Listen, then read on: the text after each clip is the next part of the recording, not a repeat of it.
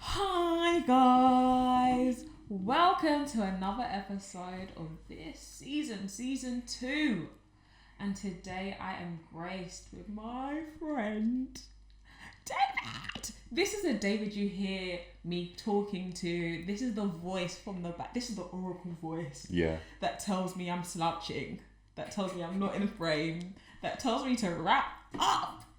And I finally convinced him to jump on because we have so much to talk about. And I'm just so happy that he said yes to this because I expected him to say no. But yes, this is David. Hello. Hi. How are you? I can't complain. I'm good. I'm tired, but I'm good. Aren't we both? Yeah, that's true. We've got a lot to talk about, and I don't think you know this because you forgot that you do photography. Yes. Yeah. So That's the thing. I'm just trying to think of which one do I want to talk about first. I don't know whether I should start off with your first love, your major passion, and then veer off outwards, or start outwards and then zone in. What's your flavour? Well, I love film from way earlier, but I actually started doing photography first. I think more because it's easier, it's quicker, it's instant. But then also photography equipment's a bit cheaper. So I sort of started in photography and then in terms of like practice, and then sort of segued into all of the stuff. Okay, so I feel like we should do it in order of your life. Yeah. I feel like that will have the nicest flow. So, you said you started off with photography. Yeah. What age is that? Because I think I know some of the answers to these. Because remember, I know this is about you. Yeah. But I want to talk about how this came to be. Oh yeah. Because I've known David for years now, flipping double digits. Yeah, 11, 12. 11 years, but let's not lie, there was like an absent period. Yeah. Of like 6 to 5 6 years. Yeah, 5-6 years. But still, I've known him I've known David to a time where I was taller than him. Oh my god. David. You shouldn't be proud of that though. Everyone was taller than me. I was very short. Yeah, but like he's very tall now. I was so close to saying long now because you're actually very tall. So I've known him for ages. And then literally it was when I was post-uni in lockdown, I found your Instagram page, which he'll say at the end or look in the description box. But I found that and I was like, I saw your bio and it said film director, and I said, much? Since when? I have been bamboozled, hoodwinked, led astray. I just did not know. Yeah. And I didn't think that would be the line of trajectory that you went down. I don't know what I thought you'd be doing, but it wasn't film directing. I didn't know what I was going to be doing either. And so that's how I found him. And then I don't know. Oh wait, I need to tell you, I promise you, to shout this guy, bear in mind I've known him for years. It took me 5 hours. I think it even took longer because I knew that I wanted to do it. Like as soon as I saw it, I was like, oh my days, I need to message him and we need to talk, we need to discuss. I'm confused. But then like I felt that in the morning and it took me until like 6 p.m. to send the message. And I think I had to draft it in my notes. And then literally it took 6 hours to draft like, oh my god, hi David, long time. Let's catch up over coffee. I see that you're a film director. Sick. Love this. Let's talk. I think that was the essence of it. Yeah. It took 6 hours to send. But as a result of that conversation, we have this. We have the whole setup. Look at this. Look at the lighting.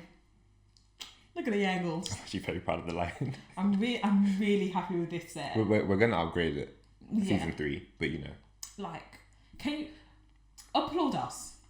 You should have got the thing. I know. So many applause needs to happen. Don't worry. I'll see if I can figure out how to do it. Yeah. 3rd season, we're gonna get claps in this because I'm giving people praise. But like, we've upgraded. We have. Like, even like the quality of the visuals that we're doing now, the lighting. The drink set. bar. Yeah, I was going to say. We bonded over our love of Mini bar drinks. Yeah, it's so pretty, isn't it? Any of them wants to sponsor me, do it. Why not? But I digress. I go back to you and everything you've accomplished. So when did you start photography, holding a camera?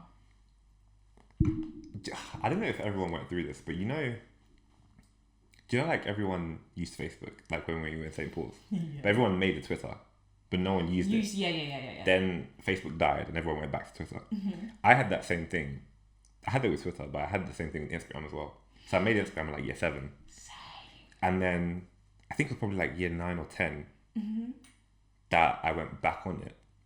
And then I knew immediately, like, it's great. You can see what your friends are doing. And I'm like, no, I'm not using this app just to see people at barbecues and see people's pets and I'm like, there has to be more to what this thing can do. Not like in those words, but like year 10 of me was like, I wonder what interesting stuff is on here. And at that time, I think it was, was that like 2013, 14? Yeah, I made my Insta account 2013. Yeah, and we finished secondary school 2014. Yeah. So like 2013, 14, there was this trend on Instagram of like cityscape urban photography. So like people climbing to rooftops and like dangling their feet off and taking. First. And if you think that people are doing that in your city and you're there bored out of your mind, like, then you start going to college and I just think universally a lot of people didn't like sixth form. I didn't mind it because I was playing basketball for a while, but then that sort of faded out. And then you're just bored and then you're just not enjoying life. And then you're seeing people in the city you live in looking at it from this completely different angle, like looking down on everyone from, a 30-story building. And I'm like, this is very cool. This is very, very, very cool. And I think photography started as a journey to try and sort of replicate that. But then you sort of quickly discover like the logistical limitations of trying to get into a 30-story building. On top of, to dangle your leg off. And then also like 2015, 16 was like, we were on high alert because a lot of stuff was going on. Yeah. So like you weren't going to get on top of a London city scraper easily as like some sneaky 15-year-old kid or something. And then actually be like, what? Where's your parent? Actually. And then so you sort of, you're like, okay, cool, photography is a cool thing. And then you try to narrow down what kind you can do. Right. I wanted to do landscape photography as well because there's a photographer called Kelani, who's just outstanding. He would travel all over the world. He sold his house, and him and his wife just traveled all over the world, taking photos for like 2 or 3 years. And I was like, I want to do that. Then I was like, I live in London, and I'm 14. I can't go and find all I have is like Greenwich Park, Hyde Park, and then it wasn't gonna work. And then eventually I was like, my friends, I have cool moments with my friends and times that I probably want to look back on. And then we'd go out to like Thorpe Park or whatever. What camera did you have at this point? Was this a phone? Was this like a really old Canon. Like I found it on Gumtree and I begged my mum. I was like, Mum, this camera costs like £110. It comes with 2 lenses. She's like, I don't know what that means. I'm like, me neither. But it seems like a great But it does. It seems like a great deal. And then, because portrait photography, like you want the nifty 50, that's what they call it, the 50mm lens. And it came with that. And the guy, it was on Gumtree and I found it and it looked really shoddy.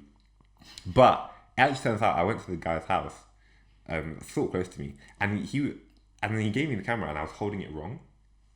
And then he was like, is this your first camera and stuff? And I'm like, yeah, I'm just trying to get into photography. It was like a really cool family guy. Like he had a dog and his kids were playing around in the back. And he was like, I can show you how to use it if you want. And then so he sat me down at this table, this stranger, I don't remember his name, never seen him again. I roughly know where they live because I remember that. But he sat me down at his dinner table and he was like, yeah, this is X, this is Y, this is manual, this is auto, this is what this lens does, what that lens does. Gave me like a 10-minute rundown. And that's how I got my first camera. Like a really old Canon. Great service. Yeah. I actually completely forgot that until just now. That happened.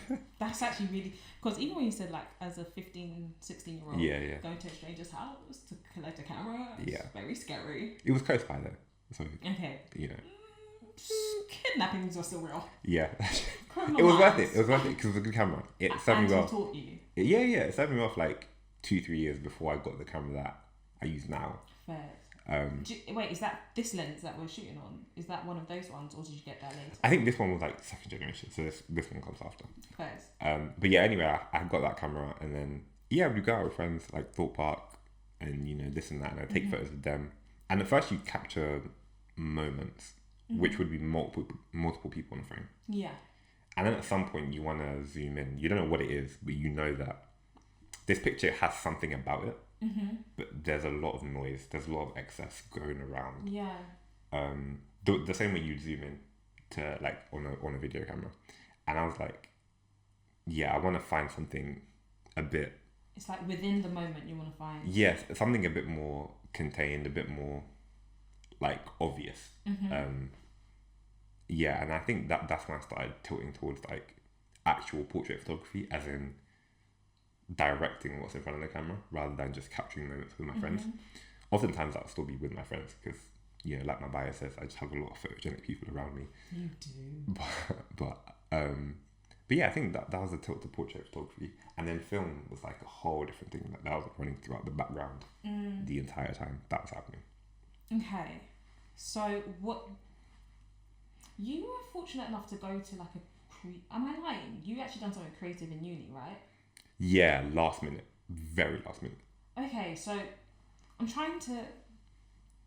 Yeah, let's go into that part because we'll circle back to the long streak running of films and your love of films. But like, you're one of the few people that I know that actually decided to go on a creative educational route.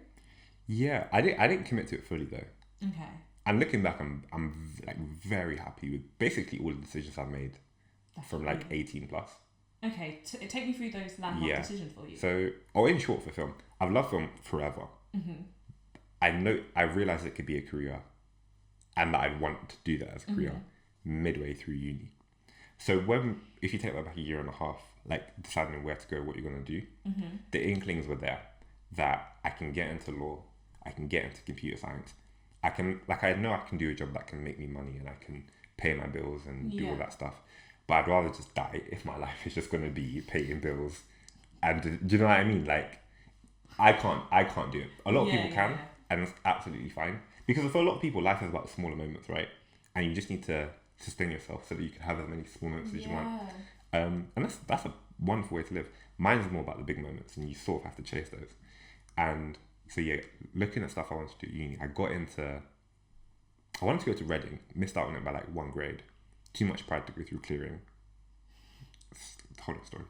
So I got to Portsmouth, and I think I was going to do computer science. Okay.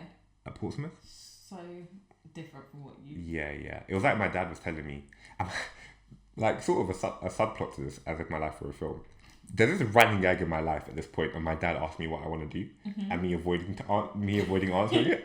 So I'd be making tea in the kitchen, and he'd be like, "So have you thought about X, Y, Z?" And I'm like, "Is that Superman?"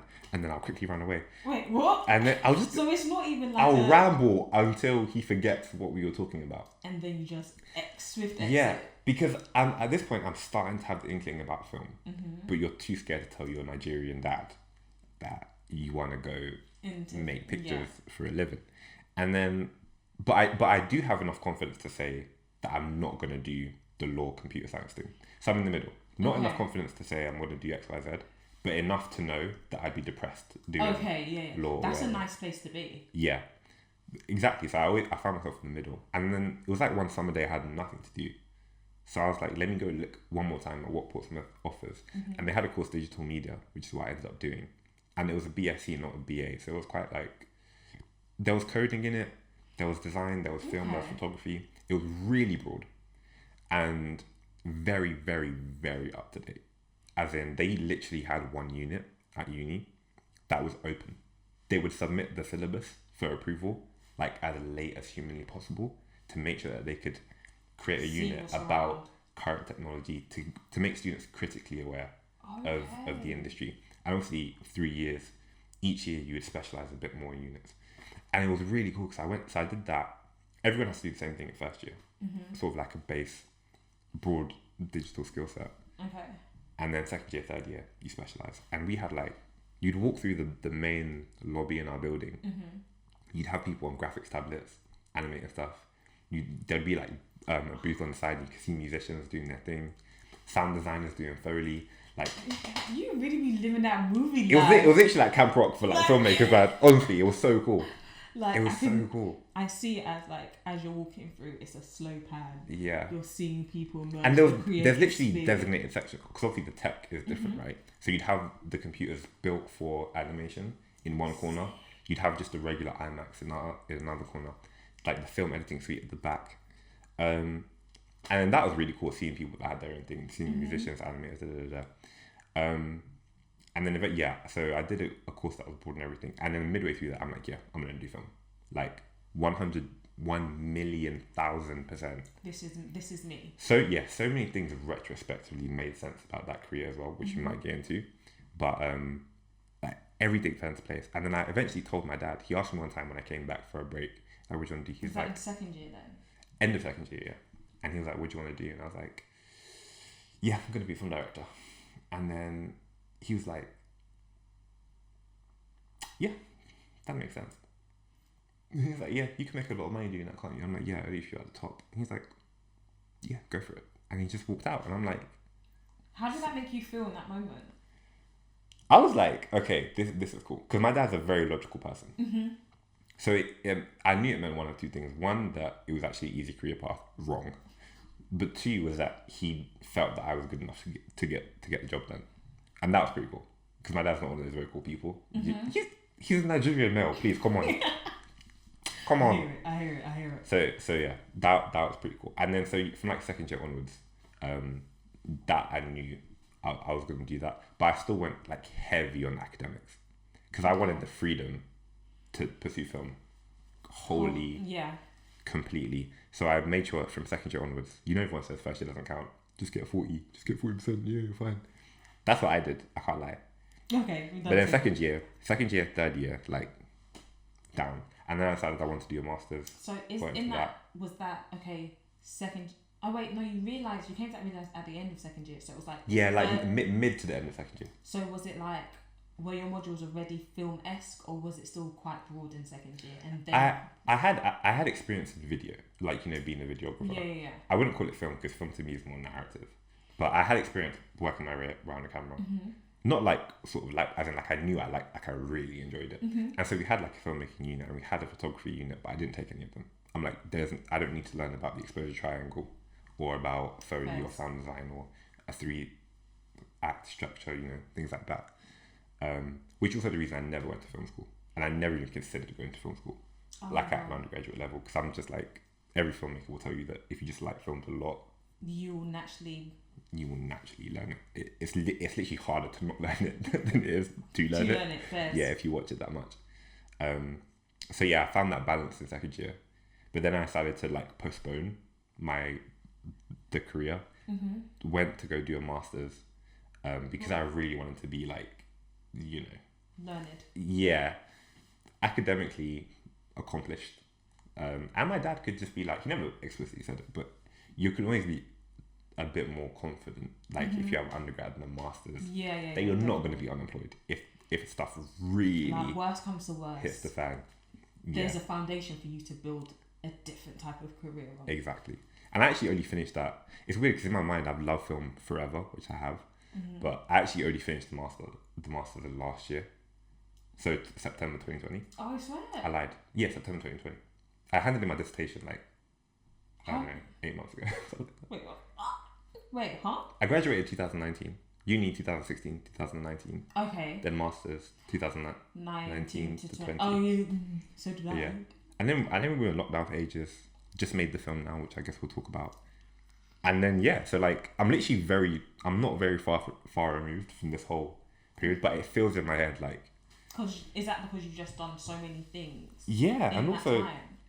Yeah, also I just I just like live and breathe it and listen to it and read it and watch it, and it's just everything is film, and it saturates to the point where you're like, wait, so this X, Y, and Z has already happened in the last 18 months, but it feels like a lifetime. He is not lying.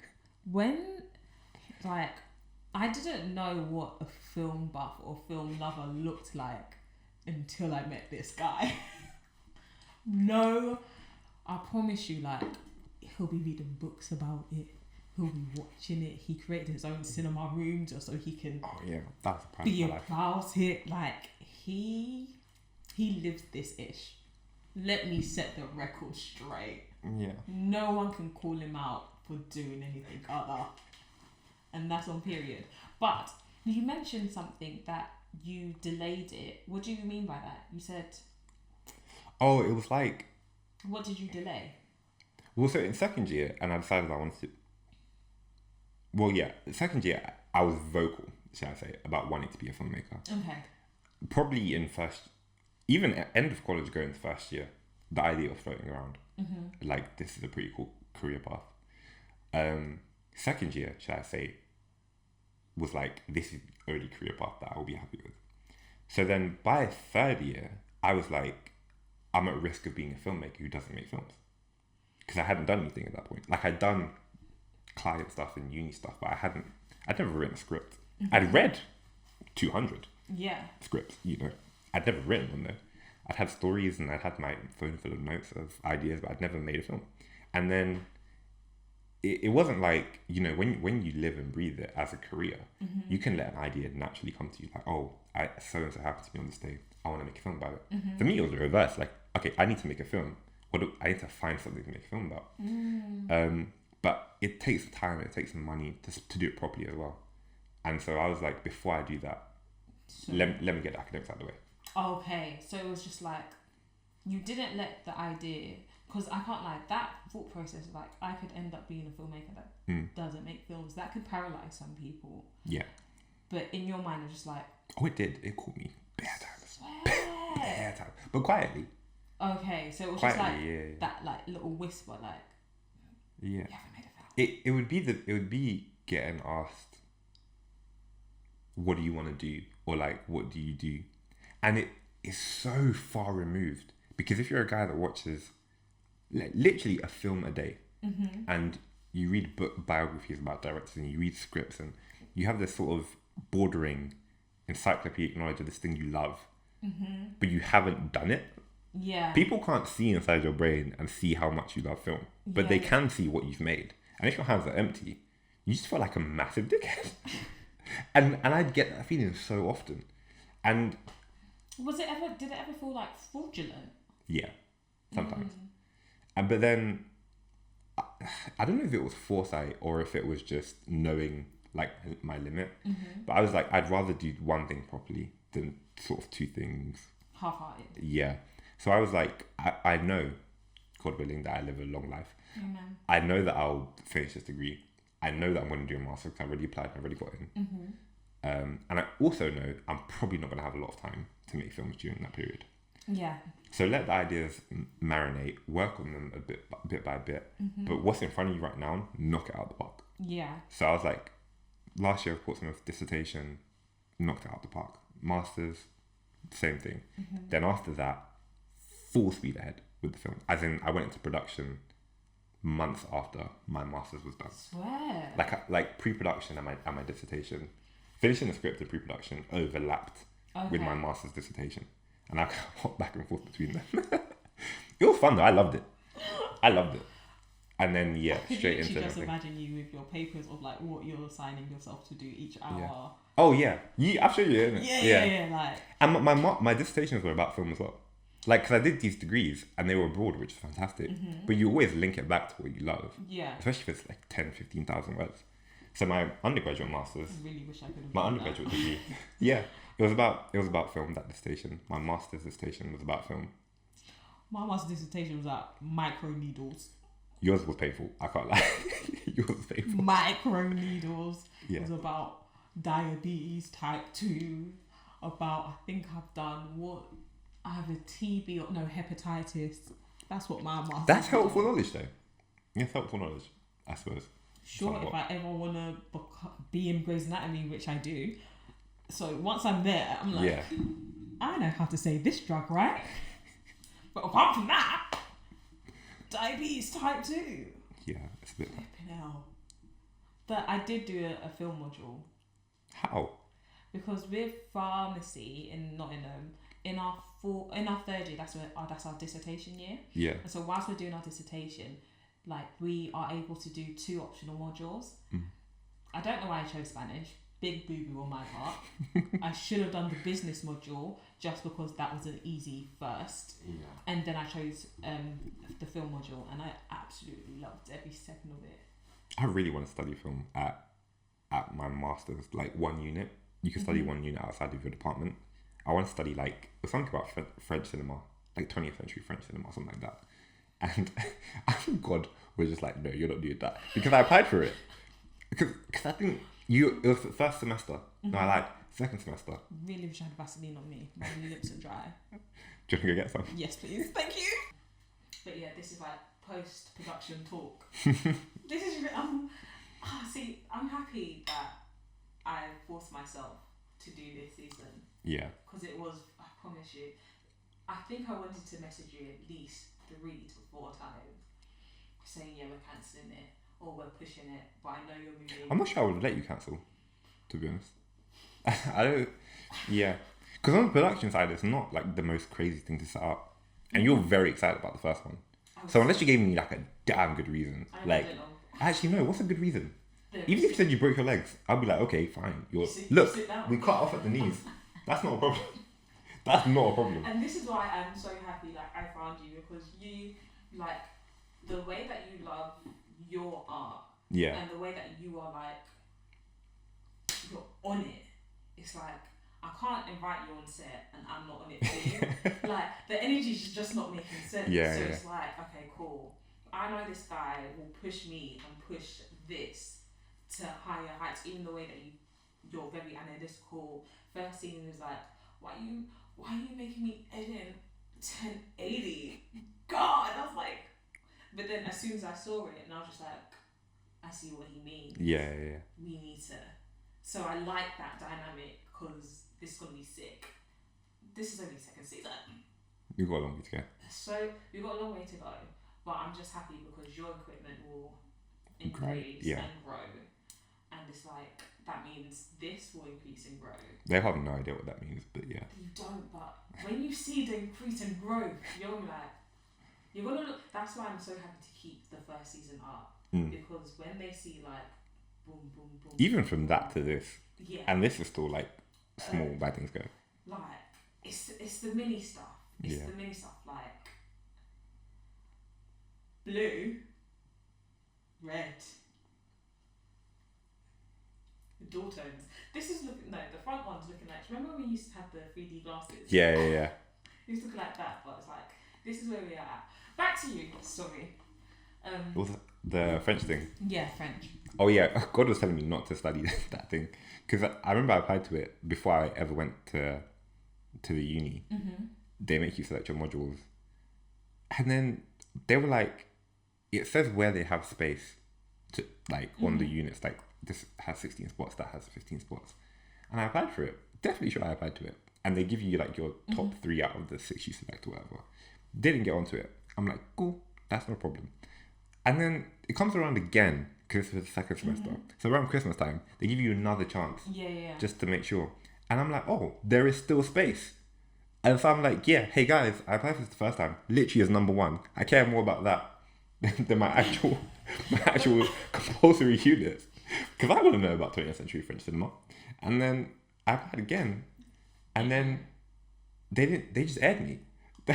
Okay, in fairness, King's admin was just not great that year. And they aired me, and then the week passed for like the deadline. And I was like, I emailed them again, hey guys, can I change on this course? They're like, no, the deadline's over. And I'm like, yeah, but I emailed you 13 days before. And they're like, oh, sorry.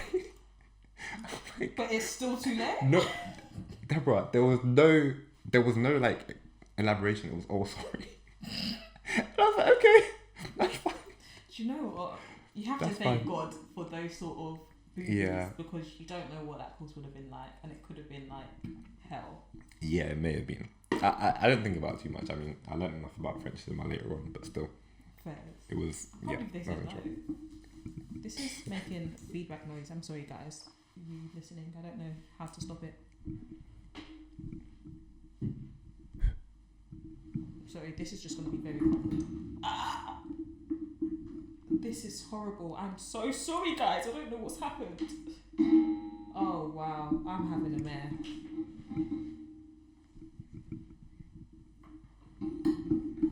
I'm really sorry for that.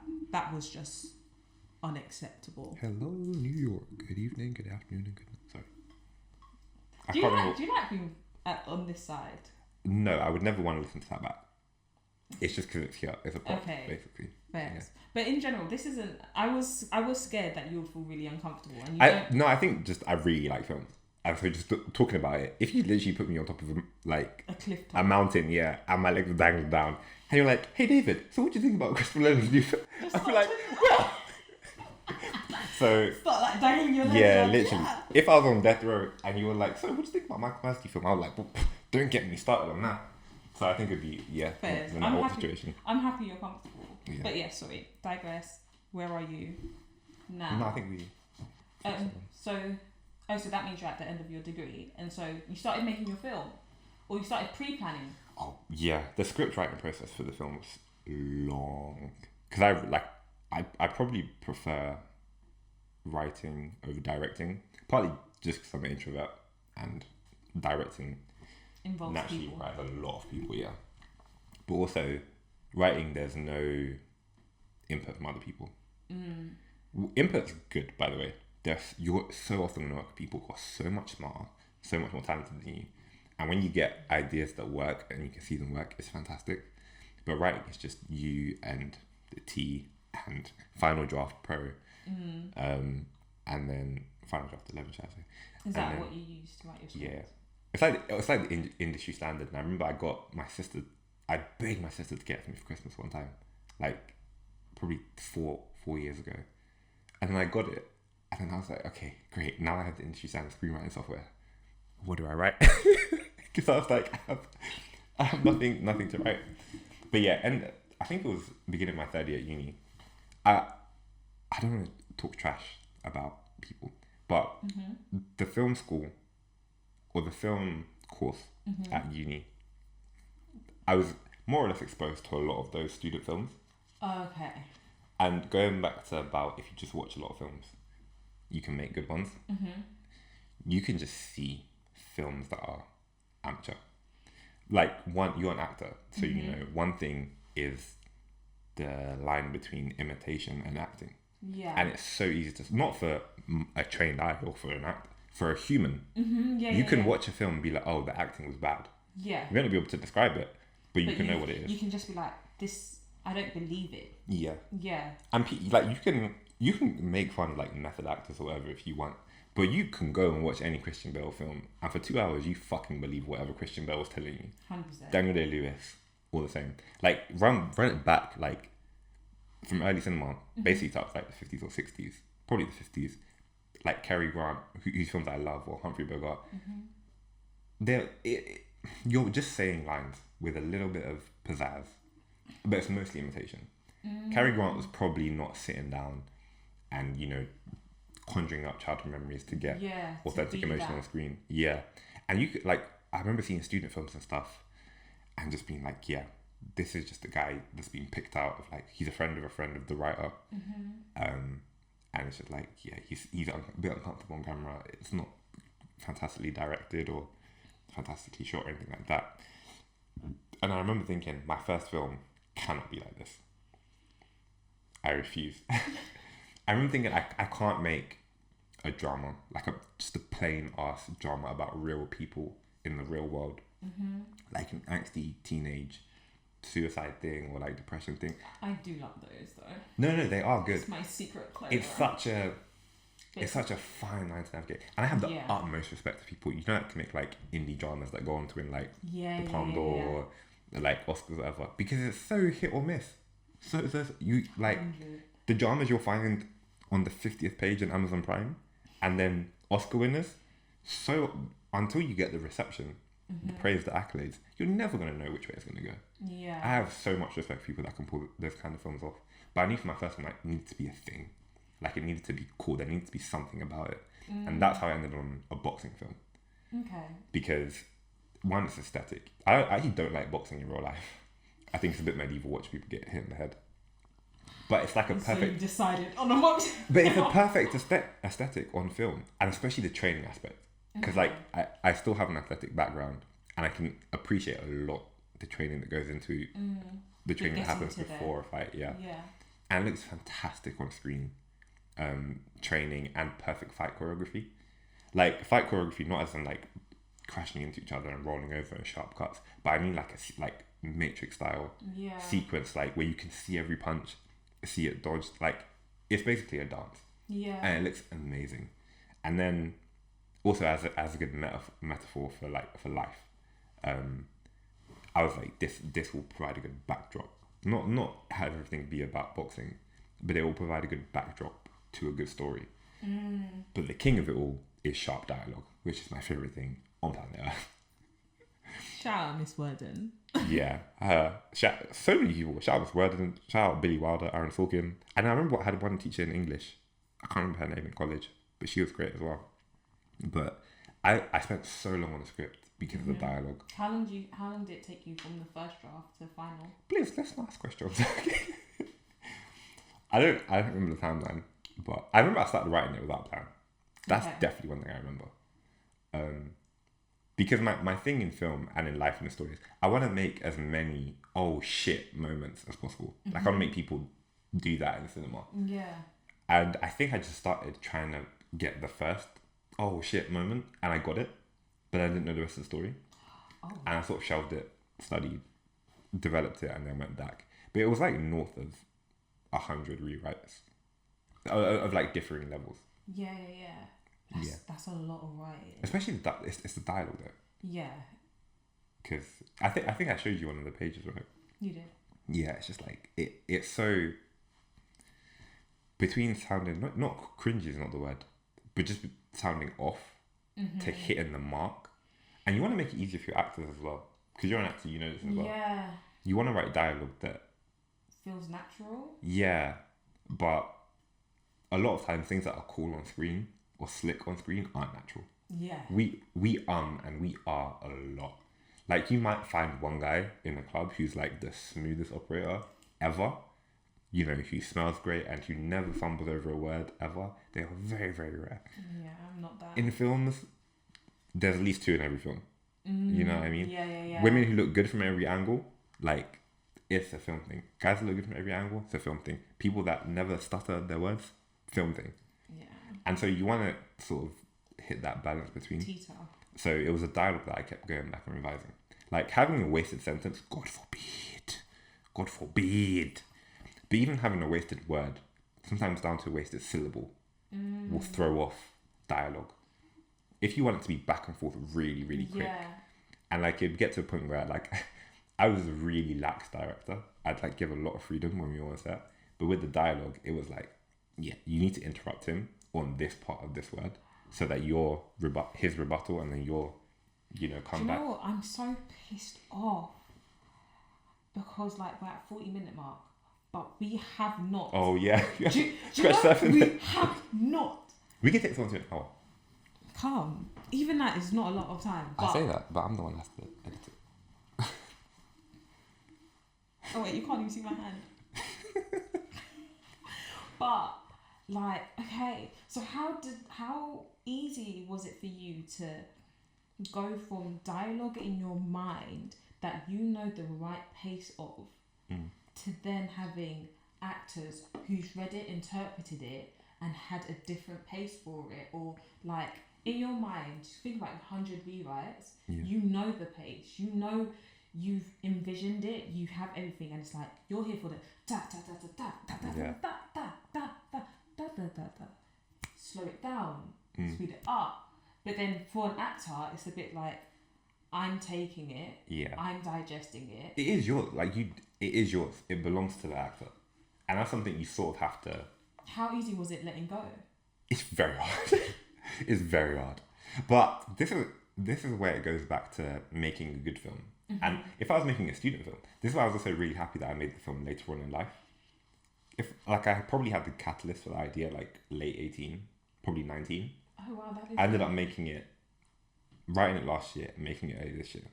So 21 more or less. Yeah. 21, 22. In that 4-year span, I probably watched close to 1,000 movies. watched how many YouTube videos, read how many scripts. How many books about directing? Right. The 19-year-old David on a University of Portsmouth set would just be like, yeah, okay, sure, do it how you want to do it.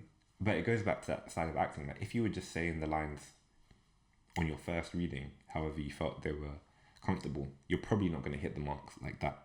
But then I found with directing, if you get the emotion behind it right, then the delivery will sort of follow, and then you tweak it. So the whole thing with the script is you ballpark it as much as you can. You cast as well as you can, which I didn't have to do much in this film because it was small budget. We had David, the connection. And you guys know David, first season David. Yeah. If I went through the entire casting process, I mean, directors will tell you different things, like the script is 90% of the film or casting is 90% of the film. They obviously will make up parts of it. But if you get casting right and you put work in on the script, when they meet in a rehearsal, usually not that much work to get them to deliver the lines properly. But I remember there was one scene where I don't remember exactly what was said in it. Oh yeah, it was a lot of, I don't want to say undertones. I didn't write like a huge amount of subtext into the film, where like a character would say one thing that mean another, but there was like characters that had banter between them. One line would be actual banter. His next line would be banter tinged with a hint of truth or insult, and it's such a subtle line to tread as an actor. But I remember like the first read through rehearsals, it was nothing close. It was so far away from how I'd written it. The actor took it really slow and deliberate with each line, and I'm like, whoa, breaks. Like, you are roasting him like your boys. Like, fire it up, and then the second take, just from one adjustment, hits the ballpark that I'm talking about, and then that's where you want every scene to land, and then from there you do the little tweaks. But it's difficult getting it from head to paper to another human being, then to the camera, then on camera, then to the person. That's actually a lot of transferring. But if you write the right words the first time, if on paper it's the right thing, then I think it will naturally find its way. It has to find its way. Damn, that is you actually have a film. Oh God, yeah. You have a film. Yeah. What went into? Oh my gosh, you have a film. No, wait. I had that moment when I finished one day. I was like, wait, this actually happened. Like, we literally heard you go from your ballparking it to, as I'm speaking right now, on a hard drive somewhere, there is a film that you birthed from an idea 4 or 5 years ago, and now like it's here. You're a film director. I know, right? Like I can actually live up to the name. Then the moment it was done, in fact, no, after the first day on set, we had a half day, it didn't count. We were just doing pickups. But then like the first full day on set, I was like, I'm actually a film director. I remember feeling, this is a whole nother conversation, but I remember feeling so at home on set. Oh my God. And I have so much. That gave me chills, I can't lie. Like I'm an anxious person in general. It's sort of the only way to live. But anxiety. Literally. Do you know what? I feel that one. Like, yeah. I'm always slightly unhinged. Like, any second. Got me. Only way to live. But I remember, and going to the set, like not seeing your stomach, and then when you're actually doing it, you're not even thinking, and just hours pass by, and then you're so engrossed in that moment, in that thing. And I think it helps if you're writer director, if you're taking someone else's script, you can't direct until you reach the same point where you know the characters inside out. But it's much easier if you made the characters, because otherwise you take someone's script and then you have to do the work to get to that point. Would you ever want to be a director solely directing someone's work, or do you not mind that dynamic, or depending on the script, I'd want to direct like consistently and then produce other people's work. So like when I want my own creative ideas to be. Sorry, I just remembered. Like we haven't even touched like 2016. Oh yeah. We can breeze through that one. Yeah, I wanna. I'm bringing you back. I don't care. Like, kidnapping you from Manchester. You're here. Yeah, I want to write direct to be the main creative force behind all of my films. Then if someone else has an amazing idea for a film or an amazing script, I wouldn't want to take it from them and direct it. And the director gets so much credit, which is always something that's sort of... Robbed you really? Yeah, because I think it's different because so many films are adapted from books. So if you adapt something from a book and write an amazing script and it goes to a director, fine, give the director the credit for the film.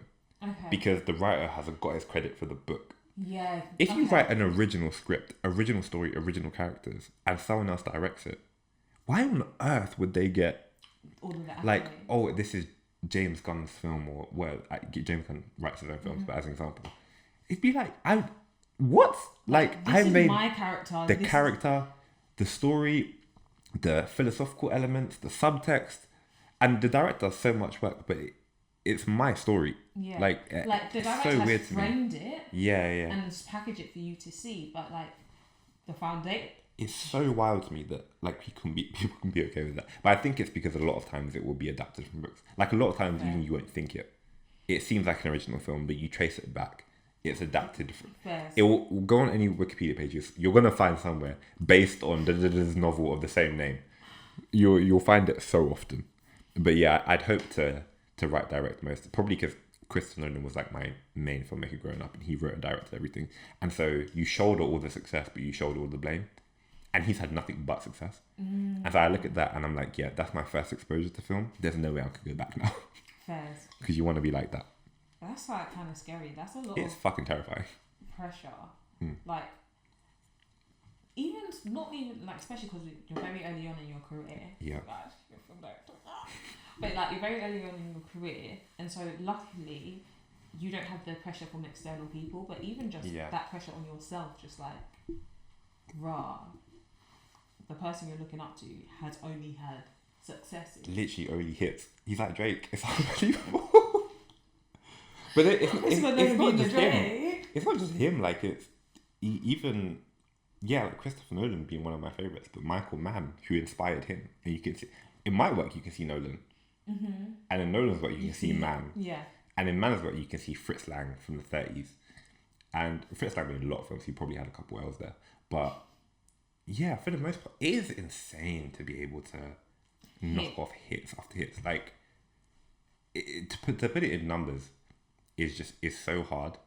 But Hollywood has a short memory as well. Like not that it's a bad thing, but if you made a film for $20 million and it grossed 450, you are on top of the world. If you make a film that flops next, fine, but you're one film removed from a great film. If your second film flops, you are back to the guy starting up. Man. And that's just the way. But also, why wouldn't you? You've wasted people's money on two separate occasions. And it's actually like their sets aren't the same price as our sets. Yeah. It's not the same price as much you've put in. Yeah. It's like millions. They can't trust you for millions again. Literally. And then I say you can't really blame them, but at the same time, let there be grace. It's so difficult to churn out hit after hit after hit. And if you think about how big film crews are as well, to make that vision consistent through like 1,000 people, it's a really, really hard thing. And the fact that some people can do it, like even 2-3, like Damien Chazelle, Ryan Coogler, who are like who've only made probably 3 or 4 films a piece, but each one has been a hit. So Ryan Coogler, Black Panther, Fruitvale Station. What else has he done? I don't know. That's good enough. I know who. Yeah. I know who. Creed. Oh. Yeah, Creed, which inspired my film. Oh, and then Michael B. Jordan literally in all 3. Yeah, they're collaborators. And Damien Chazelle, Whiplash, La La Land. Actually, Damien Chazelle, the path that I have for my career is exactly parallel to Damien Chazelle's. Seriously? But he's a golden boy. He's the youngest person to ever win an Oscar for Best Director. He won it at like 32. Oh, wow. He's less than 10 years older than us. Like the youngest person to win it. Whoa, don't. So yeah, I'm not banking on the Oscar, but like the first feature. Don't mention that age. How can you say 32 less than 10? Oh, whoa. But like he had this thing in college. No, that makes you sound older than I am. I'm still a baby girl trying to navigate life. Okay, he was a couple years older than us before he got his shit together. Just so you know. Okay. Oh my god. Okay, David, we actually have 8 minutes. Oh yeah. This is absolutely peak because there's so much to discuss. And now you understand when I say this, Yeah. I don't lie just because I'm like, you are, let's say, 1 year deep into actual something that. When did you change your Instagram bio to film director? And what was the time period before you actually till now? Because this is now where you had your film. I think I had it as photographer for a while. Because also just naturally my Instagram is a lot of photography. Yeah. Even when I was on film sets, it would still be a lot of photography. And what the timeline between? Yeah, so when did you change it to film director? It was probably reaching the end of pre-production for the film. And that's a big thing for me. Like, no one cares. Absolutely zero people care. Oh no, the reason why I asked is because it was a big thing for me. It was for me to change. I think mine is actor. It was a big thing. Yeah, because and I had even acted, so it wasn't even like, oh yeah, this is just an aspiration. Like I had, let's say, 4 years worth of theatre work that I had done, but still I didn't feel like I could qualify as an actor. And it was like when I changed it, it was like no one cares, but it was a big statement. Honestly, I'm an actor. But that's the thing though. When it comes to like self-belief and all that stuff, and people in like previous episodes always talked about you have to have like an insane amount of self-belief. Mm-hmm. It's little stuff like that builds up. It's how you view yourself. Because I would view myself as a filmmaker, even if it's just in quiet by myself in my room. Yeah. Still in my room, I'm a filmmaker. And then it became, okay, you've done X, Y, Z, so you can tell it to your family and your friends.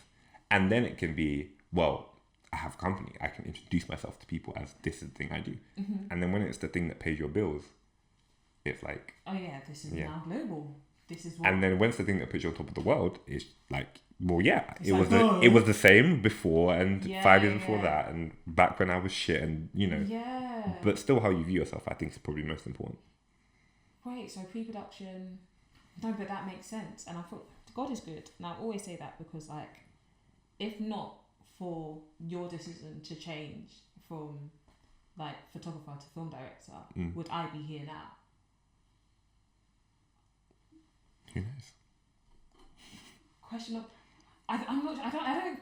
Like, I would love to say wholeheartedly, like, of course I would have fought through the odds, I would have found someone. But, like, for me to find someone that has a production company, great segue. I do say so myself. But the last 5 minutes left. Yeah, literally, last 5 minutes. Oh, no, I need to get you on because, like, remember that conversation we had at the bar where you were talking about your production company and how you got their name? It's like, oh my God. Oh, yeah. That was another reason why I was just like, oh my days, this is sick. Do you know, as I have this conversation, I'm just thinking in my brain, like, I have to go do X, Y, Z because I want to be better than I am right now. I want to come back and tell you that, Deb, I did this and like, this. Like, oh yeah, since the last time I saw you, or last time we actually spoke, this is exciting. But it's like, so from that conversation of, oh yeah, you being a film director, in my mind, I didn't know that there was a difference between film direction and actually having a production. I thought that, everything together. But then luckily you did have that side and I was able to be like, yeah, let's have a chat because I want to do something and I'm not sure how to do it, help me. But it's just like that decision for you, that self-belief in you has allowed something else to like be birthed out of it. I feel like there was sort of a moment where you were like, because I feel like when we started that conversation, did we have coffee? No, we went for drinks. You had coffee. Because you were late and then we went for drinks. Yeah, that was it. And I remember at the start, Oh my days, I remember that. And the reason why I was late is like I had Vapor Max's favourite shoes all time, triple blacks, love them. And they burst on the way and I had to go home to change my flipping shoe. And to this day, I still have those shoes because I love them and I can't bring myself to throw it away. But I can't wear them. Hurts. Pain! But sorry, continue. Yeah, I remember you are like, it was towards the tail end of that conversation when we were about to go home. Yeah. And then you were like, so, you know, how do I contact you about X, Y, Z? And I could tell you didn't force yourself to say that, but it was sort of like, let me say it now before I won't say it. And I got that vibe for you. I'm like, I'm proud you said it. Because I feel like you would have sat on it for a while. Yeah, no. I would have. And I think it would have taken me like an extra 2 weeks to a month to just pluck up the courage. To be like, I can see that, yeah. Remember when we had that conversation? And that's how, when I type, that's how I read it, because the anxiety. Remember we had the conversation, oh, I really want to do this. Can you please say yes, because I would really love to have a conversation, and you know my vision, and you have a company, and please. This is literally my internal anxiety. That's how I sound. But like, yeah, tail end, I literally asked you, oh my god, we have 3 minutes. Do you know what? I'll park it here, because this was a conversation as you as a photographer and film director now, and you still teeter between both. Yeah. Do you lean more so towards film direction now, or do you still do like odd jobs here, photography? I've never ever considered photography as a career, like for a moment. Really? Like even though when you done it and you was being paid, it was just like this No. is just some. Was it classified as a hobby? What bracket would you put it under? It's a hobby. It's something that I enjoy, but it's a skill. Like it's an asset. Like it's a valuable asset that I've developed over time, and I can draw upon. But like I'd never, like on my Wikipedia page in 20 years time, I wouldn't expect to say English film director, photographer. You know. Fairs. I might add it there though. I might be the person. I'll have someone take it off. Don't forget that he started off doing photography. It's just much quicker, and it's like quick enjoyment, and it's a quick outlet. I sort of hate when people say, I don't hate it, but I've never really understood it. Maybe because I don't express myself through film. When they say I do X, Y, Z to express myself, I sort of understand it, but it's sort of like, yeah, but you can also just do it because it's aesthetic, or because it looks good, or yeah, those are or valid this reasons. and that. Yeah, and I think you're gonna find the parts of me in the films I make. I don't think there'll ever be expressions of myself. I won't make a love letter to a long lost love 15 years ago in the film. I might put a nugget in there. Yeah. An Easter egg if you are that girl and you. It's like, oh yeah, that's you. Yeah, but I don't think I'll ever be that person Ode that. to Yeah, XYZ, like or ode to that part of my life. Bare myself, through the scripts I write or whatever. I might. Do you have an outlet, or are you just like, cool? No, I think no, through those endeavors I am doing it, but I also have no intent. I get no benefit from Doing people that. knowing more about me, or anything like that. You know, it's like I want to be associated with the work I make because it's cool or slick or complex or layered or like critically acclaimed or whatever, but not for people to be like, think of this and see me. Yeah, you know, it's like filmmakers that are really like ethereal or like very emotional, like romanticized or anything like that. Just like, I'm happy with just the work being awesome, my name being attached to that, and then being like a catalyst for other people. We physically have to stop. We physically have to stop. But on the next time I have you here, I'm going to look back and I'm going to remember what I said, because I really want to talk to you about in however many time in the future. Because remember we had that conversation of just like really just wanting your work to speak for itself and not having to do that. I'd love to have that conversation with you.